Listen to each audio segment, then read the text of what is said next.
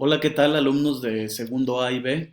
Bienvenidos ya a nuestra semana 9 de la contingencia, en la cual vamos a estar trabajando en esta llamada semana B. Recuerden que la semana pasada dividimos las semanas de trabajo en A y B para disminuir el trabajo, disminuir la cantidad de actividades que tienen por hacer para que le den mejor uso y mejor tiempo a las actividades. En esta semana B vamos a trabajar con historia, matemáticas, vamos a trabajar con ciencias. Vamos a trabajar con los clubes de autonomía curricular, artes y tutoría y educación socioemocional. Seguiremos construyendo aprendizajes sustantivos que habíamos dicho que eran los más importantes o los nodales e integrales del ciclo escolar. Bueno, a mí sí me gustaría comentar algo rápido. Ante esta pandemia, bueno, yo sé que ha habido de todo tipo de reacciones, desde aquellos que consideran que no lo es, que es una mentira, o aquellos que estamos convencidos que el problema sanitario está presente. Y de una u otra manera, si nuestro municipio no hemos tenido tanto número de casos, también ha sido gracias a que nos hemos cuidado. Yo sé y les pido a ustedes, alumnos, a nombre de los profesores, que se sientan seguros, que se sientan fuertes, decididos a que vamos a salir bien de esta contingencia, a que vamos a hacerle frente, que lo que estás aprendiendo en casa te va a servir, te va a ayudar, primero para terminar el ciclo escolar y también para la vida. Entonces, sabemos que son personas inteligentes y son personas esforzadas, fuertes, creativas, decididas, y en este sentido les pedimos que hagan las actividades de esta semana 9B. Bueno, vamos a empezar pues con la explicación de las actividades. Primeramente, la maestra de matemáticas, la maestra Patricia, el maestro Antonio han estado diseñando esas actividades que tienen que ver con la conversión de los diferentes sistemas métricos. ¿Qué es un sistema métrico? Una manera de medir el volumen, la distancia o el peso. A nivel internacional existen dos sistemas métricos que yo sí quiero comentar esto. El primer sistema se llama Sistema Métrico Internacional, que maneja ¿qué? Para dimensiones, centímetros, metros y kilómetros. Para peso, pues maneja kilogramos. Y para contenidos en base a líquidos, volúmenes, pues maneja litros. Mientras que el sistema métrico inglés, que es el otro sistema que convive en el mundo, pues ellos manejan diferente. Ellos en vez de metros tienen pies y pulgadas. En vez de litros, pues tienen galones. En vez de kilómetros manejan millas. Y en vez de centímetros, pulgadas, o en vez de kilogramos manejan las onzas o manejan las libras. Lo que vamos a hacer nosotros es, ¿cuántas veces ustedes han comprado cosas que se les maneja las dimensiones en sistema métrico inglés? ¿O cuántas veces ustedes han ido a algún lugar y les ponen la distancia en millas? ¿Cuánto es en kilómetros? ¿O quieren echarle la gasolina a su camioneta, a su motocicleta? Bueno, entonces, y tienen que saber en cuanto a galones cuántos. En este sentido va a ser interesante pues que aprendamos a convertir del sistema métrico internacional al sistema métrico inglés y viceversa. La maestra Patricia y el profesor Antonio han diseñado estas estrategias que tienen que ver cómo transformas, por ejemplo, de 37 galones de gasolina, ¿cuántos litros serán? Si un galón son 3.78 litros, pues sencillamente solo multiplicamos 37 por 3.78 para saber cuántos litros hay en esos 37 galones de gasolina y así todos en este caso, ¿no? Dígase lo mismo de convertir de yardas a metros o metros a yardas. Bueno, aquí van a tener más de pies a centímetros, de pies a metros. Y bueno, aquí viene lo que yo les decía del sistema métrico inglés, galones a litros y viceversa de litros a galones, de pies a metros, de metros a pies, onzas a gramos. Bueno, es interesante y les pido que sí revisen mucho estos globos de diálogo porque ahí vienen propiamente las pistas de cómo transformar. Igual pueden investigar en internet cómo se hace para convertir esto, pero no utilizar un convertidor de los que están en internet. Usted tiene que aprender a utilizarlo. Bueno, en el caso de física, el maestro Manolo nos va a hablar sobre la generación eléctrica. Miren, hoy en día, uno de los combustibles que más utilizamos, sí, yo sé que tiene que ver con el petróleo y la gasolina, pero también la generación de la energía eléctrica. La energía eléctrica ha surgido y es necesaria para N número de actividades que hacemos nosotros. Y en este sentido, pues tenemos que ver de qué manera generamos energía eléctrica sin dañar al ambiente, de una manera sustentable. Y es lo que nos quiere comentar el profesor Manolo en esta semana. Propiamente, la primera actividad es que consultes la página 184 de tu libro de texto y con base a eso trates de investigar dos cosas. Primero, yo sé que todo el mundo hemos visto los aerogeneradores, estos grandes aspas que están en la parte alta de muchas montañas que a partir del viento generan electricidad. Bueno, pues te pide primero que investigues cómo funciona un aerogenerador y luego qué pasa en una situación B cuando las pilas o las baterías del control remoto, de los juguetes o de los artículos electrodomésticos que ya no utilizas, que ya no tienen energía, ¿qué le haces? ¿Cómo las desechas? Y en este sentido, el cuidado del ambiente tiene que ver, pues entonces, de qué manera las pilas de los aparatos se desechan sin que dañe el ambiente.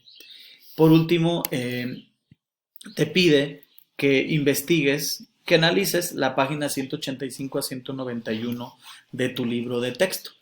Una vez que hayas leído esta página vas a ver cómo se genera la energía eléctrica y por qué es importante para la vida cotidiana. En este sentido, yo sé que nosotros aquí en Acatic lo que más conocemos pues es las presas hidroeléctricas. Aquí en Acatic pues tenemos una muy grande camino hacia Zapotlanejo del sistema La Zurda, la presa Calderón, y todo el mundo hemos conocido que la gran cortina hace que el agua salte, caiga sobre la cortina y en la parte de abajo pues están unas turbinas que al caer genera el movimiento que genera la electricidad. Esa es la forma como conocemos aquí en Acatic, pero yo sé que en otras partes del país y del mundo pues no solamente se genera energía eléctrica de manera hidroeléctrica o con el agua, ya hablamos de los aerogeneradores y otros más.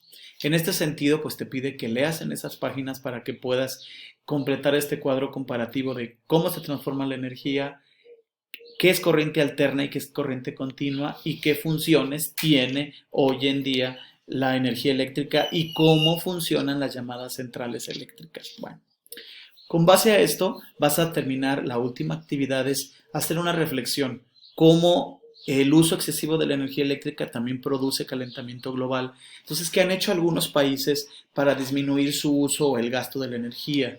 Y en este sentido, bueno, pues se ha establecido la división de los horarios, horario de invierno y horario de verano. Nuestro país tiene a partir de los 90 aplicándolo. Hay países que tienen muchos más años aplicando esta distribución de horarios para aprovechar la energía del sol y así disminuir el uso excesivo de energía eléctrica. Bueno, pues aquí te ponen unas preguntas para que nos digas tu punto de vista sobre el horario de verano, el horario de invierno. Bueno, en el caso de historia, el maestro Felipe va a ahondar un aprendizaje sustantivo que tiene que ver cómo en la colonia o en el virreinato de la Nueva España se establecieron una serie de expresiones culturales, artísticas, pictóricas, pero también literarias. Y en este sentido, muchas de las expresiones literarias se llamaron o están los mitos y las leyendas. Muchos de nosotros hemos escuchado mitos fundacionales o leyendas con algún suceso. El maestro, bueno, te pide que primero leas esta leyenda que es interesante de Carmen la desdichada, esta mujer que tenía un futuro prometedor, que tenía dinero, que era hermosa, que era bella, pretendida por muchos hombres y desgraciadamente su padre, para evitar que algún hombre fuera a aprovecharse de ella, la mete al convento, conoce en el convento a un hombre muy acaudalado, queda embarazada y bueno, ¿qué pasa luego con ello? Yo no te quiero contar más para que leas la historia de Carmen la Desdichada, esta leyenda del virreinato o de la colonia. Una vez que analizaste la leyenda, bueno, hay 4 preguntas que tienen que ver con esto para que tú lo analices. Tendrás que entender bien la leyenda. En la actividad número 2, bueno, te pide el profesor que ahora tú hagas de una leyenda. Escribe una, redacta una leyenda que se basa en el tiempo de la colonia. Yo sé que nuestra cultura popular tiene muchas leyendas. Se me viene a la mente, por ejemplo, la leyenda de La Llorona. Igual puedes preguntarle a tus padres, a tus abuelos, si en Acatic hay alguna leyenda que no conocemos y que tú quisieras escribir. O alguna leyenda de algún lugar donde tus padres han ido de viaje. Entonces que te la cuenten. Pero la leyenda que redactes tendrá que ser en el tiempo de la colonia. Que hable de edificios que hubo en la colonia, que hable de funciones propias de la colonia, de prácticas o costumbres de la colonia. Para esto puedes revisar tu mismo libro o las actividades que has hecho previamente para redactar esta leyenda. Y en la actividad número 3, bueno, pues te pide ya redactado, pues vamos a tratar de que nuestro texto o la hoja donde escribimos parezca antiguo, para que luego se la pases a algunas personas y la lean. Y puedes avejentarlo, bueno, aquí te da el ejemplo del café o utilizar algún tinte, acuarela o pintura para avejentar tu hoja. En el caso de autonomía curricular, bueno, pues vamos a hablar sobre cómo las tecnologías de la información y la comunicación han servido para provecho, pero también como confusión en esta época en la que hay tanta información ante el COVID. Entonces te pide primeramente las profesoras que revises la información que has visto sobre el COVID, sobre esto del coronavirus, y que luego identifiques qué información ha llegado por todo tipo de tecnologías y plataformas, por el celular, por la televisión, por el YouTube, por el Facebook. Muchos de ustedes manejan Instagram, Twitter, bueno, todo lo como de una u otra manera nos han bombardeado de tanta información. Con base a esto, vas a hacer un cuadro comparativo sobre qué ventajas tiene el uso de las tecnologías para estar informados sobre el COVID, pero también qué desventajas ha traído ante tanta información. Hay gente que pareciera que ya no cree o que pone en descrédito o el punto de vista particular lo convierte como un punto de vista como de un líder de opinión. Bueno, en el caso de artes, la maestra Mirna va a trabajar sobre conocer y describir obras artísticas y que tú des tu punto de vista de ellas, la parte de la apreciación. La primera actividad es que en internet las obras que tú quieras busca 5, las que más te gusten. Pueden ser nacionales o internacionales. Vas a investigar cómo fue hecha, de dónde vivía el autor, en qué se inspiró, el autor quién era, para que trates un poco de entender la obra artística. Luego vas a elaborar una historieta. ¿Cómo tú piensas que se hizo esa obra? Y en la historieta tendrás que hablar de estos elementos. Dónde fue hecha, qué estilo tiene, un poco de la vida del autor, ¿no?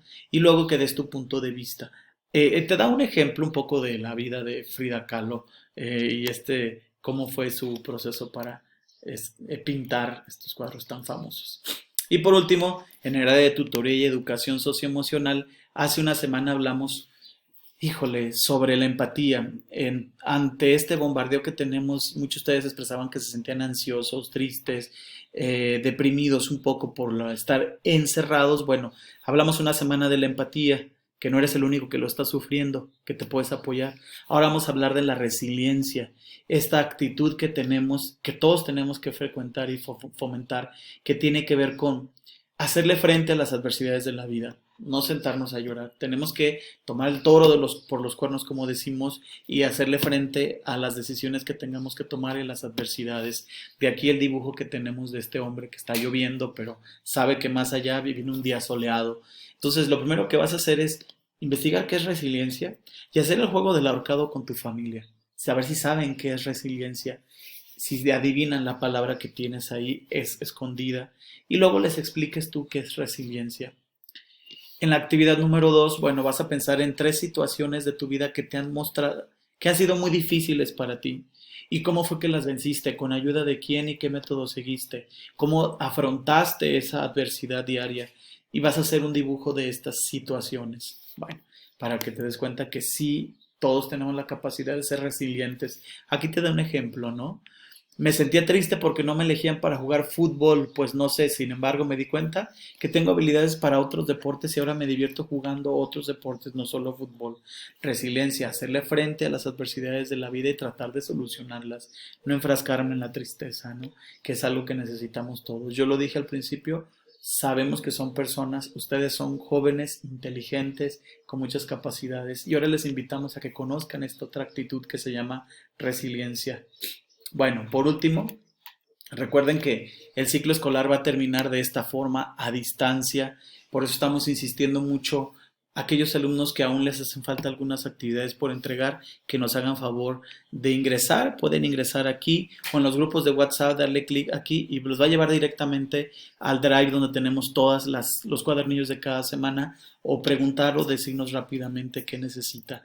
Seguimos en redes sociales, en Facebook o en WhatsApp para todas sus dudas o preguntas. Recuerden que los profesores también van a hacer un audio para explicar de manera detenida cada una de las actividades.